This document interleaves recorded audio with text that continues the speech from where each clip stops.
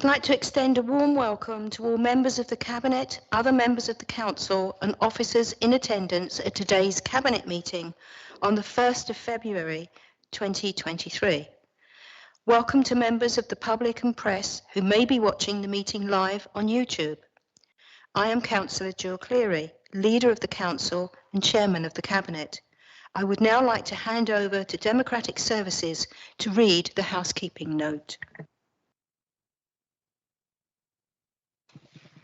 Please note this meeting is being broadcast live on the Council's website and on YouTube. It will remain available for a minimum of 12 months. I would remind those in attendance to use your microphone when speaking and remember to switch it off when you've finished. Please switch any mobile devices to a silent setting for the duration of the meeting. If the fire alarm rings during the meeting, please can everyone leave the room immediately and use the nearest fire exit. Do not use the lift. Please go to the nearest fire assembly point at the bottom of the car park. Thank you. For the benefit of those watching the meeting online, please would members introduce themselves during the meeting if not already introduced by name. Apologies. I have Steve Davis and other member Sue Bennison. I'm delighted to be receiving today the initial findings of an independent survey of the New Forest residents. The survey shows strong performance for the authority against national benchmarks, along with some areas for improvement identified. We want to be an evidence-based council using data and insight to ensure we use our resources wisely, and I can assure you that this Cabinet is looking at the feedback from our residents in setting our priorities going forwards. One of the findings from the Resident Insight survey was 34% our residents were just about managing and 62% feeling their financial situation has got worse.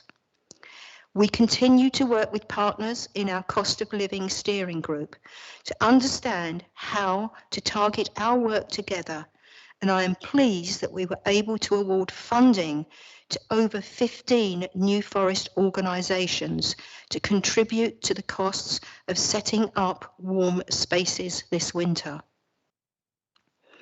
We are also working to support local businesses, and in January we launched a new free scheme offering start-up support with over 17 New Forest residents and businesses already benefiting from advice and guidance. And I'm delighted that our new Platinum Jubilee Business Park that will be opening this spring is over 1/3 let already. January also saw the launch of the 2023 New Forest Shop Doctor programme. This aims to improve the customer experience in town centres throughout the New Forest through a series of mystery shopper visits. This year's programme is available to independent retail and hospitality businesses in Hythe, Lyndhurst, New Milton and Barton, as well as Milford-on-Sea and Brockenhurst. So far, over 70 businesses have been recruited to participate. I think that's brilliant news. Right, Cabinet. Item 1, minutes. Do Cabinet members agree the minutes of the meeting held on the 7th of December 2022 as a correct record? Agree. Thank you. Item 2. Do Cabinet members have any declarations of any pecuniary or any other interests in respect of the business for this meeting? Thank you. Public participation, it doesn't look as if there is any. Item 4, financial monitoring report. Jeremy Heron, portfolio holder, can I come to you first, please? Thank you very much, Leader. Just to say that this is the financial monitoring report for the end of the third quarter of this financial year. I would like to say that on the whole, our financial position is good and stable, something that an awful lot of councils can't attest to. So I'm very pleased with it. I will let the officers go through the report line by line in the details. But on the whole, we are progressing well. We're fairly tight on budgets. The one exception, I suppose, that I would draw a little bit of notice to is our housing revenue account. But I think in a way that's worse financial news, but good news. We are getting out there and putting that money on the ground and making houses. Not as many, I know, as you as a housing portfolio, when you were housing portfolio holder, wished to get down there. I know that you were vehement in your pursuit of such things. The consequence is obviously that we are getting through the available cash, but that's good news because it doesn't help our residents sat in the bank. It does help our residents when it's in bricks and mortar and they have a home to live in. So with that, I think I will pass across to our financial. If you wish to say anything, add anything to it. Alan, can I ask you? If you Yeah, have of course. So anything? just a slightly fuller report introduction. So as confirmed by the portfolio holder, this report concerns itself with the financial position of General Fund, Capital Programme and the Housing Revenue Account for the period April to December 2022 inclusive. Section 4 and Appendix 1 and 2 give the breakdown of the General Fund variations being reported, which have resulted in a reduction in the overall forecast outturn spend when compared to the last financial monitoring report. The General Fund is now showing a forecast spend of 21.373 million for the year, which is an increase of 699,000 on the original budget estimate.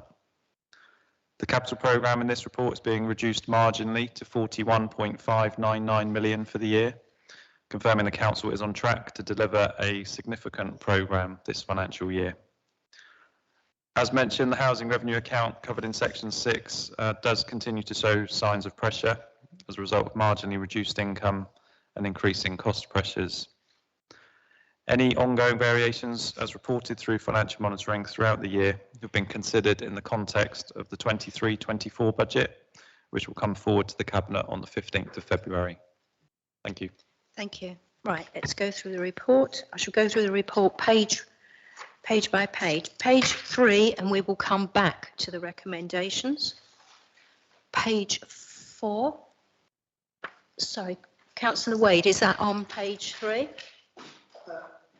Chairman, yes, I've just got a question about, we have the increased income from recycling. Do you know how long this projection is liable to continue? Because originally the county council was going to keep it all for themselves, and they've relented to a degree on that. Well, if you give us any indication how long we can expect an increased recycling income because of better prices. As you know, the county council are reviewing their waste strategy, their disposal plans, and they are looking to put in a super Smurf. I love the fact that it's a Smurf. It cheers me up every time I think of it. And with that, they are looking at how they deal with their programme. They have not given us firm details on that. They originally made the suggestion that perhaps they would take all the recycling credits and not return them to us. I think that they've thought through that and obviously for the current year, but no, their long-term programme is not fully shared with us yet. Thank you. Page 4. Page 5. You will see the various appendix attached. Cabinet. Anything more to add? No. Members, anything more to add? No. Can I take you then to the recommendations on page 3, 1 and 111? Agreed. Thank you. Agenda item 5, cemeteries provision. Can I ask portfolio holder David Russell to take the paper, please? Thank you, Chairman. Leader, sorry. I'm Councillor David Russell, portfolio holder with the provision of cemeteries. With a growing population that we've got and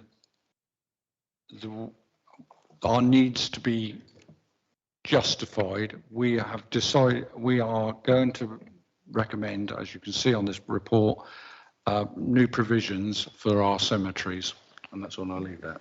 Thank you. Can I go to the officer, Ian Park, please? Good morning, Ian. Good morning. Just to provide some additional background, so that as a local authority, we're defined as a burial authority under the Local Government Act 1972. Sorry, Ian, can you speak nearer to the mic? Just bend it a bit. That's it, lovely. Thank you. Apologies. So as a local authority, we're defined as a burial authority under the Local Government Act 1972, and that act states that burial authorities may provide and maintain cemeteries, whether in or outside their area. And it's historically been the council's preferred option to provide interment provision on sustainable land within our district boundary.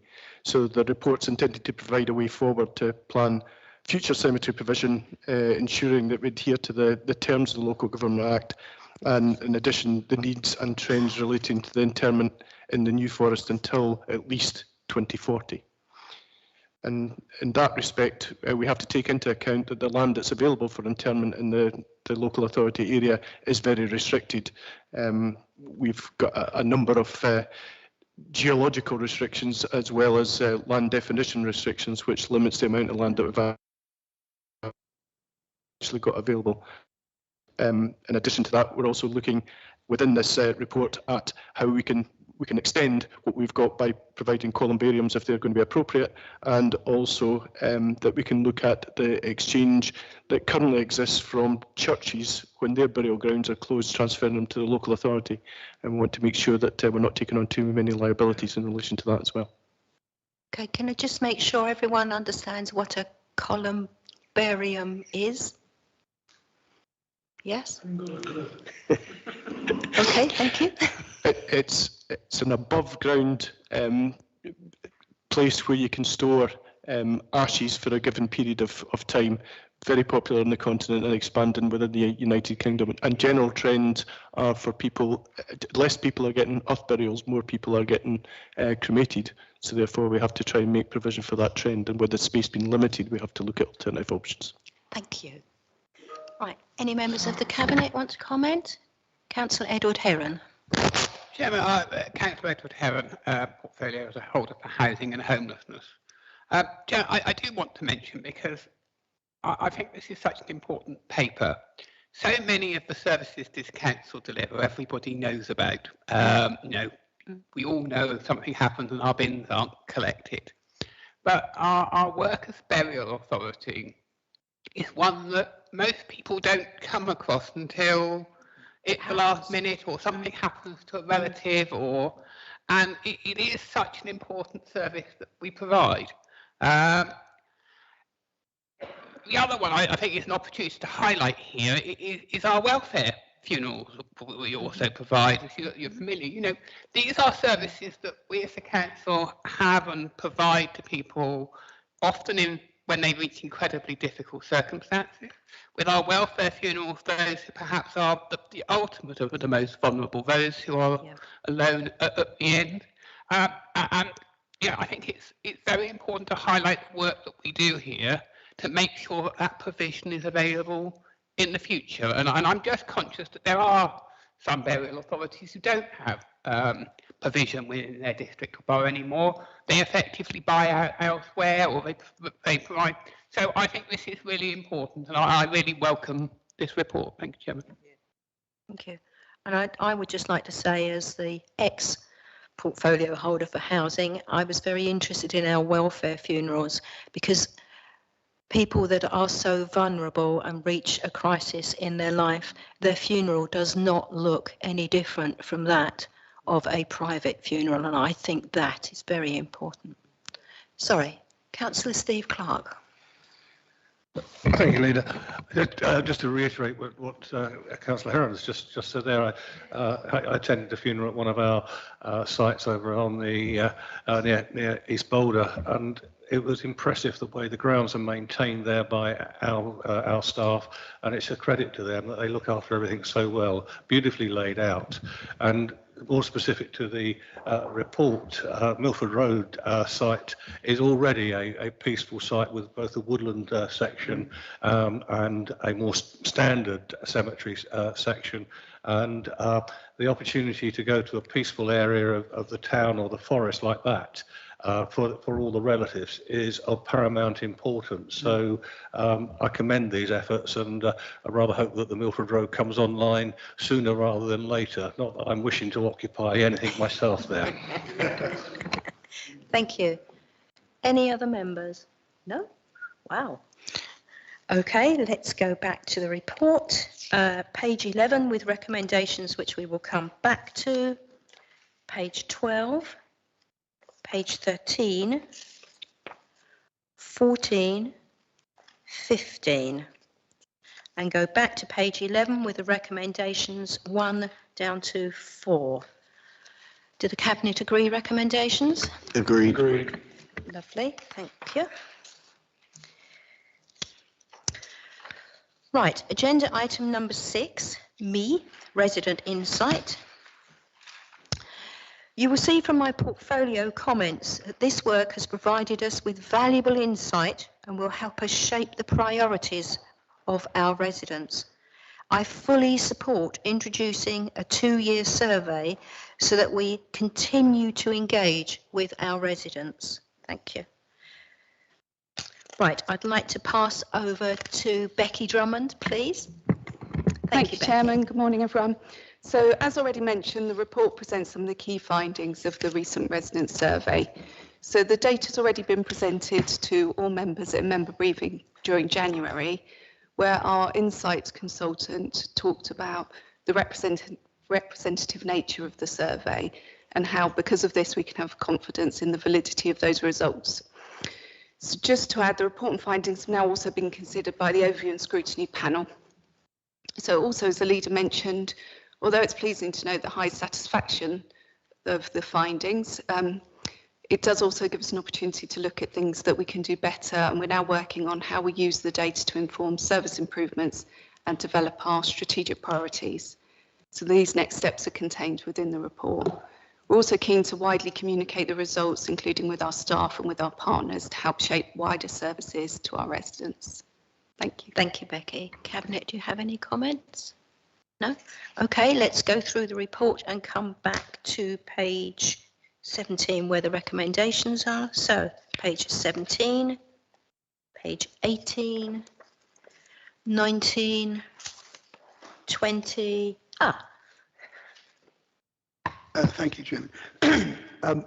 Whereas this no doubt provides some very interesting data, 2 points that really I would like to make is, one, that there's still things that we need to do a lot better, and we will only continually improve as an authority by working on them. And secondly, as we're going to make this a 2-year process, rather than be benchmarked with a national figure, because a national figure is not actually representative of this district because it's unique in its geographical and makeup, we need to try and find, and I think I mentioned this in the briefing, a compatible rural or semi-rural district that we can benchmark ourselves against, because that way we nearly know it's eggs for eggs and not eggs for bacon, if you understand what I'm saying. And if we want to get better and improve, we need to look at that. Thank you. We'll take those comments on board. Thank you. Councillor Alan Glass, and then I have Thank you. Councillor Keith. Thank Grace. you very much. I was interested in Councillor Wade's statement, but working a lot with statistics, I find we've set a mark for ourselves, therefore we benchmark from that.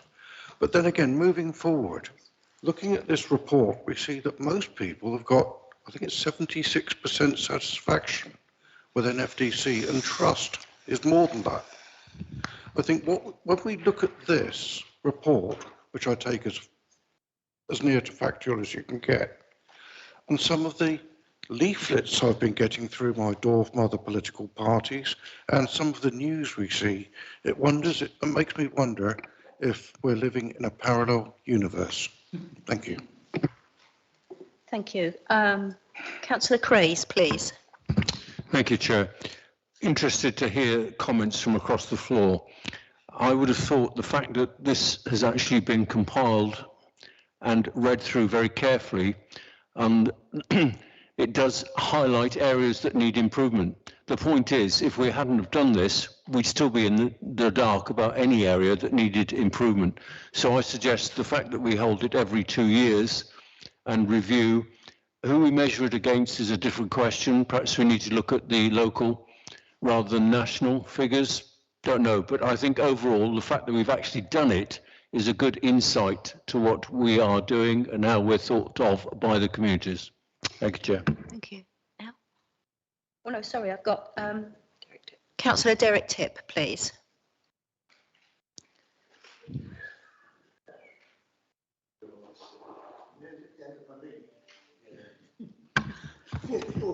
You'll be sorry to hear. Right, well, I did want to draw your attention. I thought this is a very, very interesting report with lots of very good information. But I want to draw your attention to one particular point, and that is 5.10 on climate. You'll note the headline figure there, which says that 75% of residents report feeling very or somewhat worried about climate change. Well, that's a very interesting result. But if you dig a little bit deeper into that, in fact, 45.2% are only somewhat worried, whereas 29.5% are very worried. And I think that's a very significant result, because if you take that 45.2 and add it to the rest, you'll find that over 70% are not very worried about climate change, which is a remarkable result. And it's not just a result for the New Forest, it's a result for the country, because if you look at the national figures, which I've also got, in fact, the national figures show 78% are not very worried. So that's an interesting point, and I just draw it to your attention because, of course, this council has declared a climate emergency, and I would have thought that if residents wanted to declare a climate emergency, they would be very worried. And they're not. So that's an important point. Thank you. Councillor Tipp, we are actually dealing with that in the next item. Edward Heron, would you like to comment? Chairman, thank you. And it's the joy of statistics that, you know, how you interpret them is the thing. And I find it interesting with Councillor Tipp's thoughts there, because he seems to think that because they're not very worried, they're not worried. And it certainly wouldn't be any way I think any statistician would interpret the figures. But, Chairman, I really wanted to sort of look at this in the round. And first of all, perhaps to Councillor Wade's point that officers can do this, all local authorities are set into cohorts. So what we do is the government statistics, they match us with authorities that are not necessarily of similar size, but a similar demographics, a similar level of services. So might be able to say something or come back to us on how these results fit with those cohort authorities that have done this work. Look, Chairman, let's not beat about the bush. At the beginning, these are exceptional results. And I think there are really only one place that we can lay the credit for these exceptional results, and that is the officers and staff of this authority. They absolutely have to take the credit for this. And to have this sort of result coming out of the challenges of COVID, coming in the midst of the challenges that so many of our residents are facing, with rising inflation, the impact of the war in Ukraine, global financial situation, to come out with results like this, I think really aren't we lucky for the officers that we have serving this council and our residents.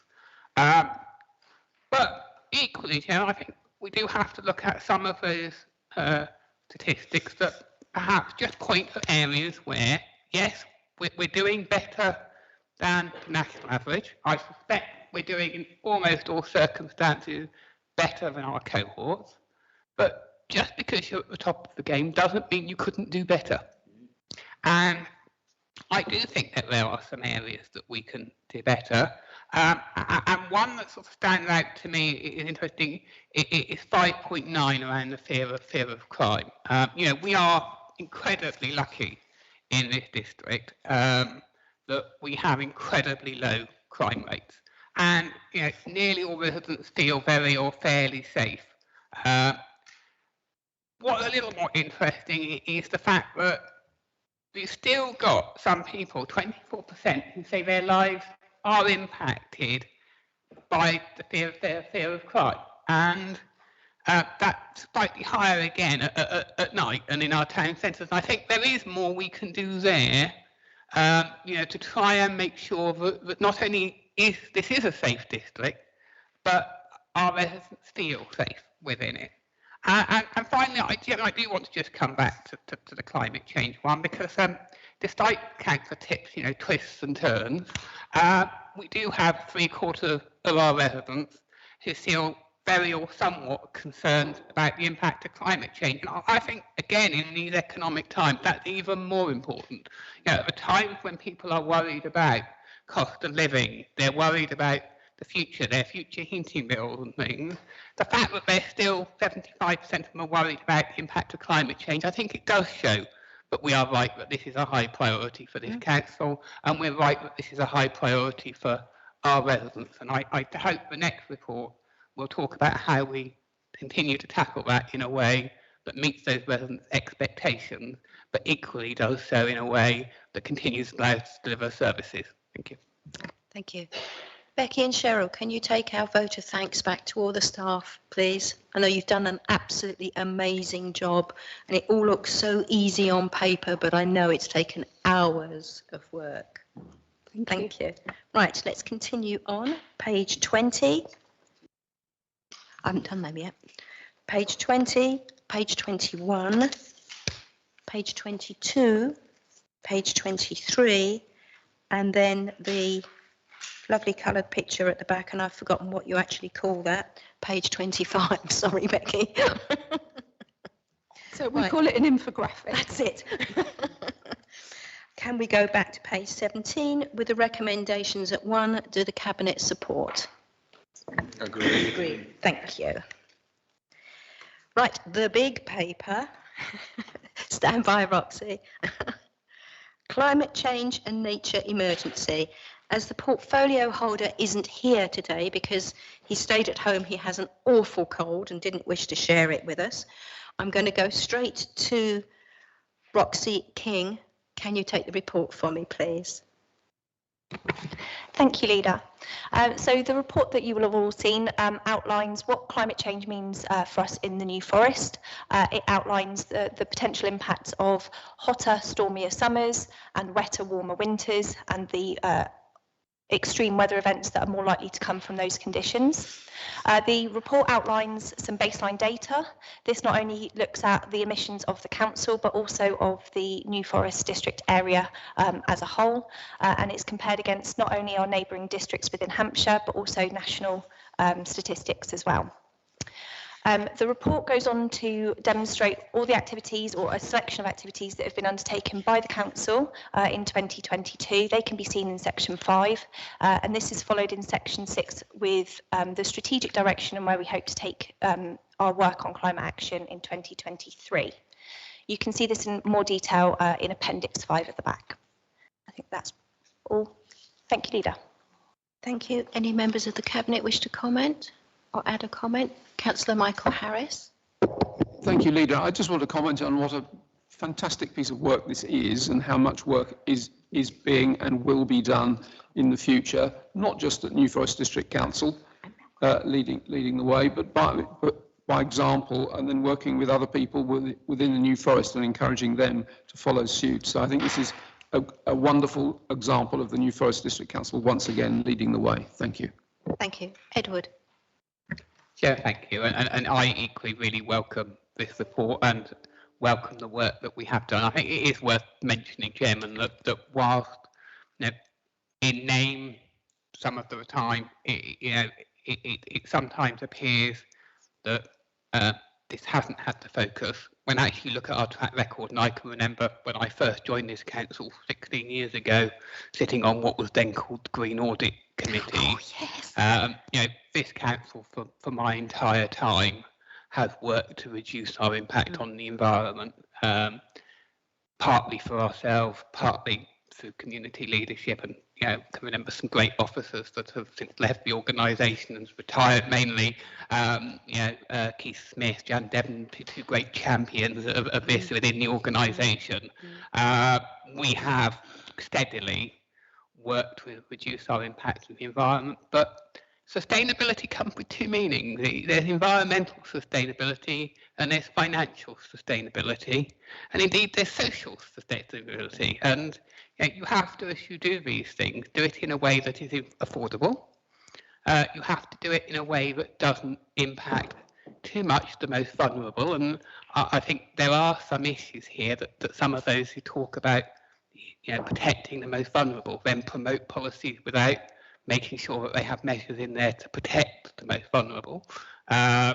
It's great to have a move and a transition away from cars and to emitting cars and things, but equally, the most vulnerable, struggling to get a job in a 10, 15, 20-year-old car, that they'd love to go and buy a brand new battery one, but they can't. And we look at the moment with the Mayor of London, taxing to reduce emissions, but not taking into account the fact that that will have on some of the poorest and most hard-working people. So I think we as a council have worked really hard to lead the way on sustainability and environment, but to do so in a sensible way. And again, Jim, I'm just thinking of a council recently that has they moved to electric vehicles, but of course now they can't collect the dog waste mess from part of their area. So we have to look at how we do that and what that impact is. And as I say, those who advocate going faster have to explain how they're going to make sure that that doesn't harm the ones that we're most trying to protect. But really pleased with this report, really pleased with our action plan, and really think that we can continue our leadership in showing how you can bring in sustainable measures, for example, such as the extra solar panels on our Jubilee Business Park. We really have worked to demonstrate how practically and financially sustainably you can deliver these measures. Thank you, Chairman. Thank you. I had Councillor Steve Clark. Thank you, Leader. I also welcome this report. It's good to see the New Forest taking a very proactive approach to this subject. I say this subject because I just want to highlight this is a climate and nature emergency report, and it's very easy just to concentrate on the words climate and forget nature. Also, when you just a quick point, young people, if you speak to them, they are actually more passionate than other aspects about our community, and they're the future. So we need to be having this strategy for our young people and the future generations, which is most important. But looking at nature, I think we need to set that example, because every one of us in this room, every one of us in our community can actually take small steps. I've recently installed Swift boxes on my property. Probably got sparrows at the moment, but the swifts will come. New Forest has installed Swift boxes across many of its social housing estates, one of which I know the leader is particularly proud of. But in terms of housing development and that, I'm a strong supporter of bird bricks. We've got many red list birds, birds that people don't expect to be red list, like the sparrows. And we need to look after them. So we need to be doing many things. But if you look down to the list of bullet points in the report, green infrastructure. I've been working with our staff on green infrastructure locally to my ward and parish. And there is some tremendous work being done by this council on green infrastructure. And we need to be encouraging biodiversity, upgrading our green sites. And we've got a lot of those across the forest, but not just the national park, outside the national park as well. Everything we can do. But I think we also need to encourage our private landowners to be more aware. And one of my potential areas that I keep going on about at the moment, if we look across the forest now at our hedgerows and look at the number of substantial trees we've lost. There used to be an oak or something like that every 25, 30 yards-ish, and they are falling down.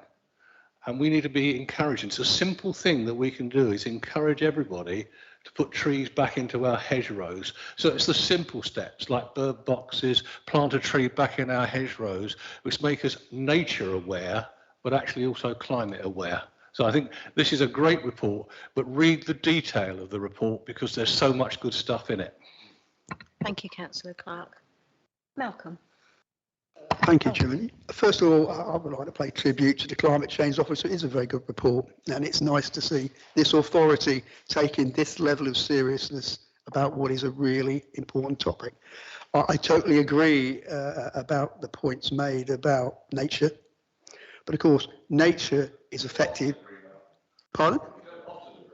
Yeah, no. The point I'm trying to say, though, nature is affected by humans. It is us. We are the arbitrators of our own demise with the climate change problem in the way we live and exist. And it is an issue for all of humanity, not just councils and nations. We've all got to do something. I totally agree with that. But we as an authority should show leadership, and this report starts to show leadership. But I have two questions in that vein. The first one is that we are the highest in domestic, okay? But we're also the highest in industrial and the second highest in transport district in the county. We are about to unleash in the next 10 years a massive development along the waterside area at the east of our district. Whether you agree or disagree about this, it's a fact of life that three ports are part of the distribution chain, which is transport, and we are second highest at the moment.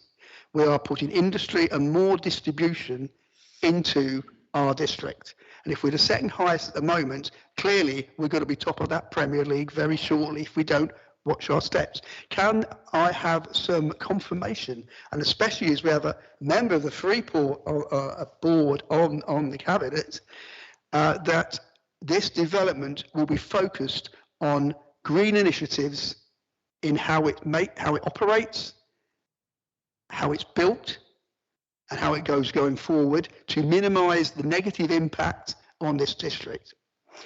And the second question, Chairman, is that as I was the original proposer of the climate change emergency, and it took 2 times for this council to accept it, we are a bit late in the table compared to Hampshire County Council and other councils throughout the country. I would request that at the very least, although I think the current council would benefit from an all-member briefing on this topic, that the new councillors, when new council is elected in May, gets a really detailed briefing on not only this report, the work that this council plans to do and the situation challenges that we face. Thank you. Thank you. Well, I can answer question 2. Roxy, can we make a note of that, and we'll give the new councillors a full briefing? Thank you. And then I'm going to go to Edward for question 1. So it's the thing, isn't it, when politicians ask questions, say I welcome the councillor's question, but actually on this one I really do, and for 2 reasons. One, it allows me to talk about the Freeport, and I should make I am a director of the Freeport. It is a personal but non-pecuniary interest. One, it allows me to talk about all those things, and P, it once again lets me to highlight the fact that clearly Councillor Wade hasn't actually read the documentation again. Chairman, first of all, on the main point that the Councillor Wade made about us being one of the highest on let's not forget, yes, we do have industrial processes across the forest, but we also have the United Kingdom's largest oil refinery within our district, and that does have an impact. But that allows me to move on nicely to the point about the Freeport. And those who've read the paperwork, as I'm sure most Conservative members have, will see one of the key points to government was about this Freeport being one of Britain's greenest Freeport. Net zero, but not just net zero. This is the bit that shows where we work with partners such as the National Park Authority. Net zero with nature. So back to Councillor Clark's point, this isn't just about using this economic growth opportunity to bring in green and sustainable growth, and through the Innovation Hub funding from the retained business rate, leading the way, particularly in maritime green industry. And that often that maritime pollution bit is missed, and we are a nation of trading across the globe, and actually making that more sustainable is a key part of our future. But if we're going to grow the forest economy, what we have to do is have products that sell. And what sells is making sure that we have that business, that jobs, that growth. But equally, the key one to businesses, because it's the key one to the public, as we've seen, is that you're doing it in an environmentally sustainable way. And so, Chairman, yes, I can give Councillor Wade the assurance that it's not that we're going to try and minimise the environmental impact of the Freeport. Part of the key bid of the Freeport was to show how you could have economic growth with and supporting nature and as part of delivering net zero. And that brings me back, Chairman, to the oil refinery, and I'm sure most members here are aware of the immense work that ExxonMobil are doing at the moment around hydrogen production, and how it really is my hope that looking forward 10, 20, 30 years, we won't have the largest oil refinery in Europe, that in our district. I do hope what we have is the largest environmentally friendly hydrogen production facility in Europe. That's part of our work with partners leading towards the future and making sure that it's not just words, it's not just out there putting out leaflets, it's actually delivering on the ground. And it's not all about fair, it's also about opportunity. Wow, that's amazing. I so support the Freeport, and we were so delighted to go down there, weren't we, Edward? Absolutely wonderful. Right, I have Derek Tipp now. Thank you very much. You'll be surprised perhaps, but I too welcome many items in this report. It makes perfect sense to adapt infrastructure, to make it resilient to extreme weather, and that's in the report. We will get these events regardless of any global warming or climate change. We must also protect the coastline. We have a large area of coastline, and it's absolutely vital. And yes, let's look after meadows and trees by planting more. Birds too, I agree with Councillor Clark, they should be encouraged. We need to provide more nesting opportunities. And hedgehogs, yes, hedgehogs should be given free passage through walls and fences, so they can track along. Excellent. I fully support all that. My garden is surrounded by hedges, and it's a haven for sparrows. I can tell you, Councillor Clark, I've got dozens of sparrows. Blackbirds, many others. I have a pond that's teeming with aquatic wildlife. So all of that I'm completely on board with. However, I want to provide some balance that is sadly lacking in most of the discourse around global warming. No mention is ever made of the benefits of a small warming. Many of us go off to Mediterranean resorts during the hot summer months. I don't personally, because I don't like the heat. But the people of Spain or Greece can manage perfectly well at over 40 degrees C for many, many weeks of the summer. Tourists would flock to the south of England if we were to have that kind of climate. We can adapt with air conditioning just like the Spanish. Remember, cold weather kills far more than hot. There is no such thing as the ideal climate. I'll just take you back. In 1850 to 1900, at 1 degree cooler, we were still in the Little Ice Age. Who wants to go back to that? A lot of organisations indulge in futile virtue signalling, claiming to be saving the planet by saving some tiny amount of CO2 emissions. We need to be honest and admit that no amount of reduction in CO2 by this council, or even the entire country, which altogether produces less than 1% of world emissions, will have any noticeable effect on either CO2 levels or the climate. I'll take you back to 2011. Councillor Tipp, yes. Thank you very much for your views. I've got a list. Right, oh. Can you sum up in a minute? Sorry? Can you sum up Oh yes, in a I'll be minute? finished in no time. Let's take you back to 2011. This council passed a motion in 2011, this council passed a motion urging the government not to reduce CO2 emissions any further or faster than other industrial nations. Sadly, the government ignored our request. Much of the CO2 abatement, as has been mentioned in this report, needing to meet net zero is beyond the scope of this council. The government has not indicated who will pay or how the massive cost of ending gas heating or cooking or replacing internal combustion engines will be paid for. How will the Councillor increase... Tipp, I'm sorry, I'm going to stop you there. Oh, that's not very nice, okay. Very sorry. Right, I have Councillor Philip Dowd, who has waited very patiently. No, actually, I'd like to thank Councillor Tipp for his response, because I think it points up a really important fact. We've got a lot of information here, but one of the biggest issues facing all of us is messaging. And it's about having information that people can trust. And I think one of the reasons why we had in the resident survey so much worry about climate is that a lot of people just don't know what to believe, and they need clear messaging based on robust information. So I think this report is really good at highlighting a number of the issues that we as a council have to face.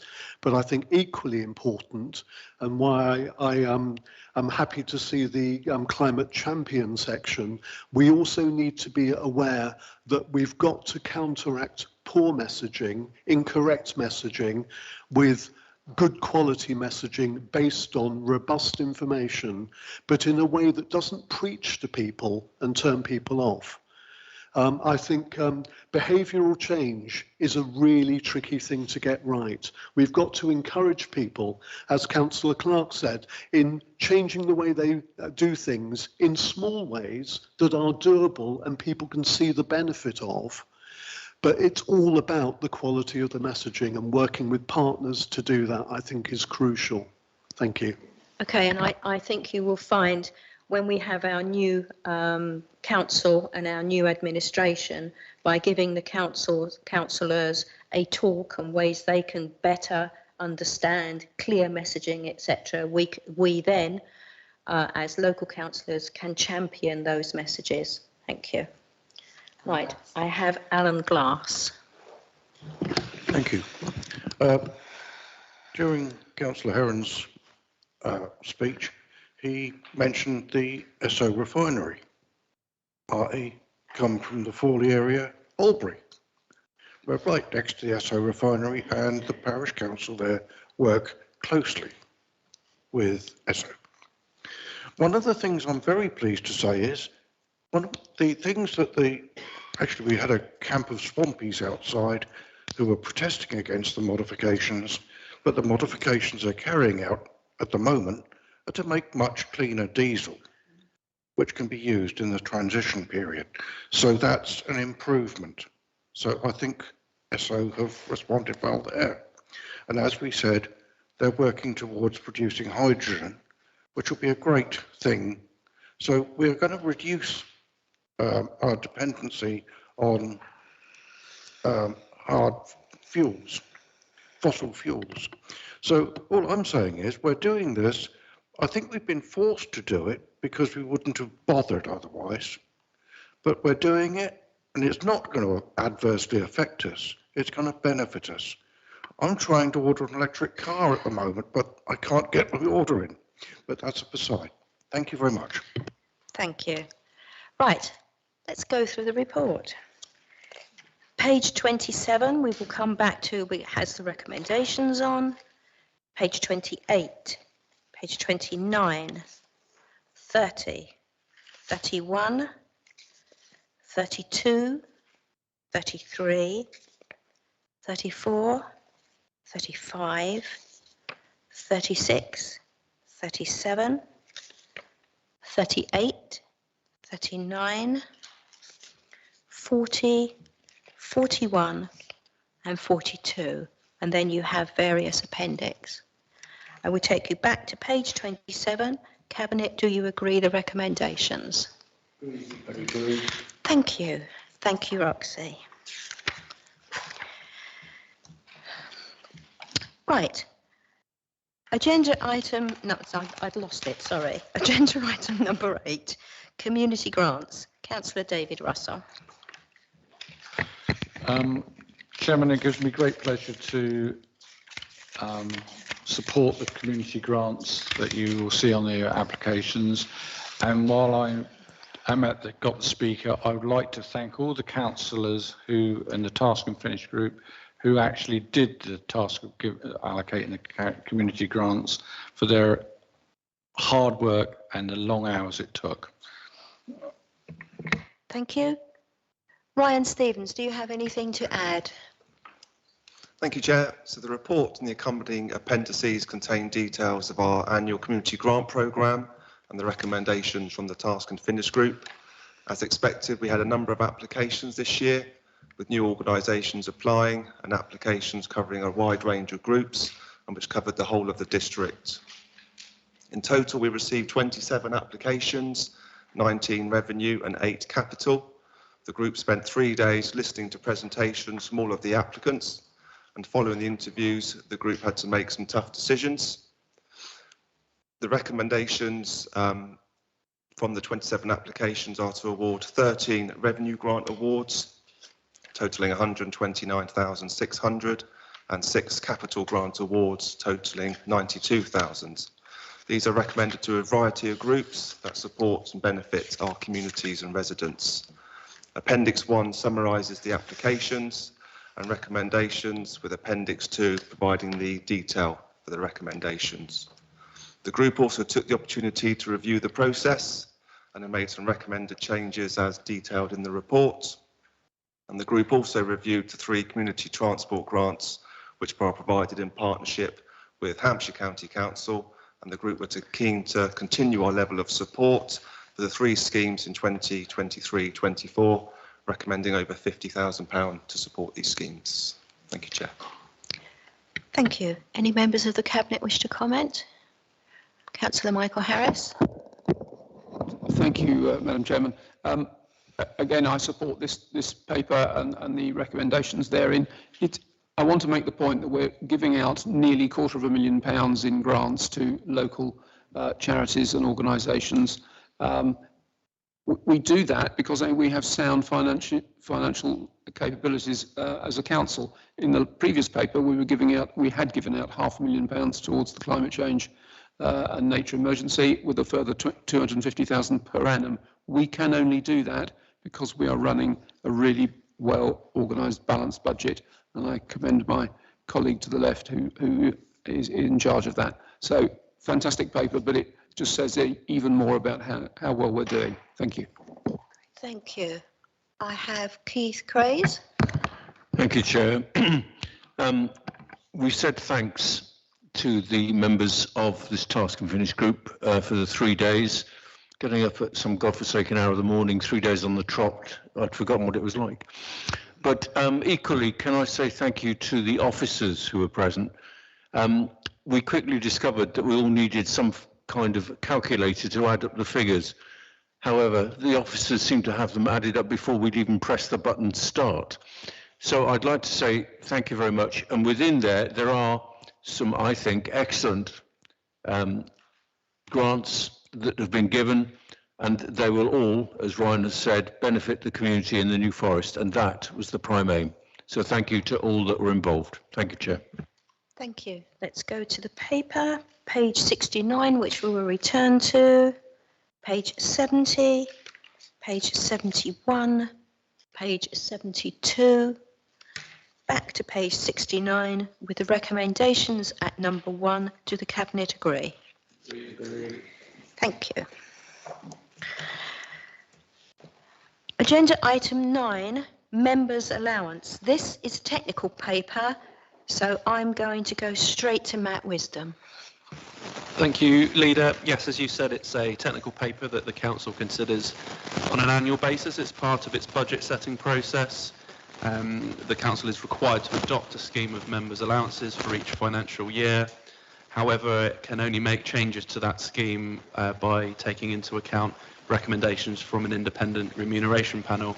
Members will recall that the panel last sat in July of 2022, and a new scheme was adopted, and this report recommends to Council the adoption of that scheme for the forthcoming year. And worth a reminder that once the new council has settled in and an assessment can be made of the new workload for councillors, a further review by the independent panel is scheduled for around 2024. Happy to take any questions, Leader. Thank you. Cabinet, do you have any questions for Matt? No, let's go outside. Malcolm Wade. Thank you, Chairman. Would you agree that the object of this exercise is obviously to save public money? When the new council was appointed, as Wisdom has said, and the work is reviewed, that we won't, due to a perceived increase in workload, suggest increasing council allowances, which would negate the fact we've saved money in the first place. We will take those points on board, but Matt, would you like to answer that? Just to clarify that the medium-term financial plan outlines an initial annual saving of £80,000 out of the electoral review. We'll obviously need to keep an eye on that because there's likely to be a pro rata saving in things like travel undertaken by councillors. But once the independent panel sits, they will take an assessment, and it will be for the new council to determine. Thank you. Edward. Thank you. I do want to come back to Councillor Wade because, first of all, I am in a great position here that I will not be part of the new council. So there is no interest for me in next year's financial settlement. But I do want to just say to Councillor Wade, I do understand the point about saving money, and we've heard that to save 80,000. And in these challenging times, it's quite likely that people may think about council allowances. Why shouldn't they? They're paying for them. But there is always this double-edged sword in my mind, and that is that it's back to this idea of making sure you have opportunity for people. Some councillors are in a fortunate position where actually they could do the job whether the allowance was here or not. And in fact, I know of, and I would never name, because it's not our job, I know some councillors who would never not accept their allowance, but actually I know it goes straight to charity. That's what happens to their allowances. They don't feel they need it. But equally, we have to remember that what we don't want is a council of only those who can afford to do it free being here. And it does worry me sometimes, it really does. But we've got to have that fine balance with what our residents expect paid, but equally the fact that we have a council that is available for any resident to be a member of. So I do take on board that, but I do think it's really important, and where I think the Independent Remuneration Committee is so vital, is that it looks at the evidence of the amount of time that each council is putting in. It does benchmark that across national, and it does try and come up with something that is fairly reflective of the cost of someone doing the job, albeit then with a 1/3 public service discount. And I think we've got that independent process. I think it would be very silly for any future council to shy away from that or to start trying to score sort of petty political points about it, which I'm not implying, and this isn't a political statement. But to start, I know it happens elsewhere, but to start playing that game, because actually all you're doing is you're starting to make this a council that's less accessible to people. Yeah. And I think that would be an incredible shame in the future, albeit not one that I'll be here to see. Thank you, as a councillor. Absolutely. Right, Steve Clark. Thank you, Chair. And just to support Councillor Heron there, I think it is the councillors' allowances are sometimes a controversial subject because it's an allowance, not a wage. But look around this room and look at the demographic age of the councillors here, not of course the staff. And in the last report under climate change, we talked about fossil fuels. I wouldn't wish to use the expression fossils in terms of some of the councillors. But what we need to be doing is encouraging diversity across a council. And the councillor was right. Some people can't afford to actually come along here. Most of us in our age demographic, of course, perhaps can. But we actually need more diversity across our councils, every council, younger people, from women, all aspects of the equality issues. And councillors' allowances actually can encourage that diversity. So councillor allowances are good. And better than collecting fossils. You almost saved yourself there by slipping the women bit in. Councillor Anne Corbridge. Yeah, Thank you very much. I just wanted to make a reflection. One of the things that I think irritates me, I think that would be the correct word, is that councillors put in a huge variety of input. Some of which, if you look on their I can't think of the word for it, their attendance record. They've been to hardly any meetings. They don't sit on task and finish groups. They don't sit on the other major committees. I just kind of put down a marker. It annoys me intensely that we all get the same allowance and yet the input is so varied.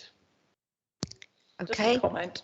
I will take that point as leader and see what I can do. Thank you. All right. Lovely. Right, back to the paper.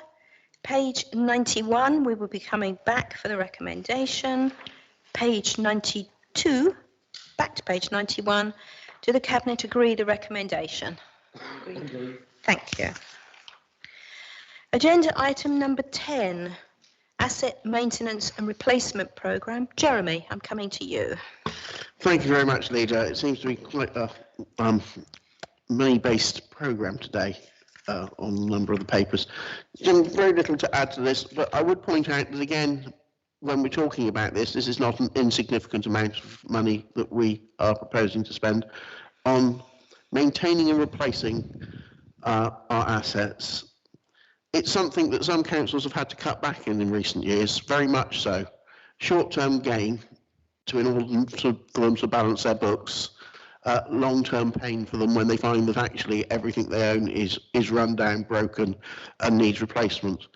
We are in a very fortunate position that we can actually set and fund this multi-million pound programme for this council and ensure that our assets are replaced in a timely manner and maintained to ensure that they're in good operational condition.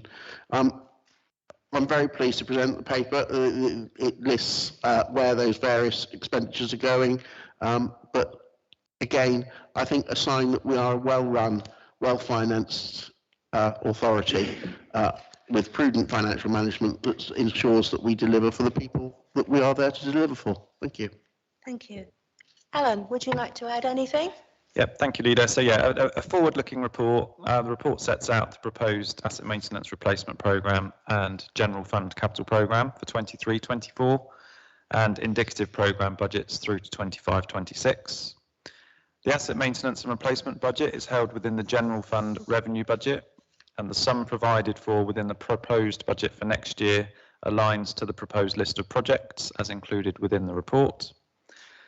The capital programme includes schemes funded in several ways, whether that be through external grant, SIL and developer contributions, and ultimately through NFDC resources. The significant spend on the cyclical replacement of the council's vehicle fleet will replace older vehicles with greener, cleaner and more economic vehicles, utilising alternative fuels where appropriate. I think an important feature when considering the report we've just been through a few minutes ago. The programme also includes a provisional sum allocated to the Hardley Depot project, a big step in ensuring the council has a suitable facility for years to come in the delivery of key modern frontline services. More detail will come back to the Cabinet on that particular project in a couple of months' time. Thank you. Thank you. Edward. Chair, thank you. I just want to, as you read through the report, and particularly section 5.3, which I found particularly, a couple of ones just leapt out at me. And again, as Jeremy Harris said, there are not many councils that could find a £7 million depot replacement from their own funding. There really aren't. Some would have to go for exceptional borrowing. Some, to be honest, would have to look at a delivery partner to put the capital in because they just simply couldn't deliver that level of investment. So I think that is, I think that really is fantastic, and it's looking at our services in the long term, and having that facility, however they're delivered and however they change, having that modern facility allows you to get a better, lower cost service. I think that's exceptional. And Chairman, the other one that just jumps out at me, and because it is at 5.3.6, which is our public convenience modernisation programme. You know, I mean, let's face it, it's not an exciting thing. No one likes talking about that you've got public loos, but, you know, how many places do you go now that you haven't got any? You know, simply, they've gone, they certainly don't invest in them. You know, there was always this time, I remember when I had the portfolio a long time ago, where you tried to go and get other premises to allow the public in, and, you know, that was great, but they faded out and they had to pick the cleaning costs up, and it sort of disappeared. And actually, you know, you do get issues on particularly on the coast when you don't have good public conveniences. It's not nice, you know, our businesses rely on the tourism.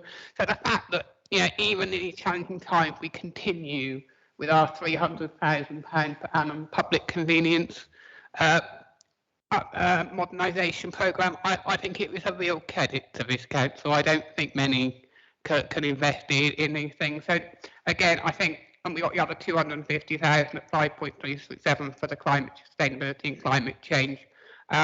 Look, I really do think sometimes perhaps we take it a bit for granted.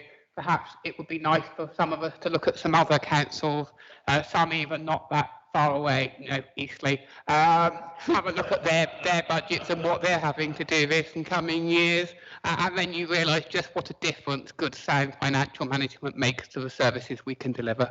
Absolutely. Councillor Malcolm Wade.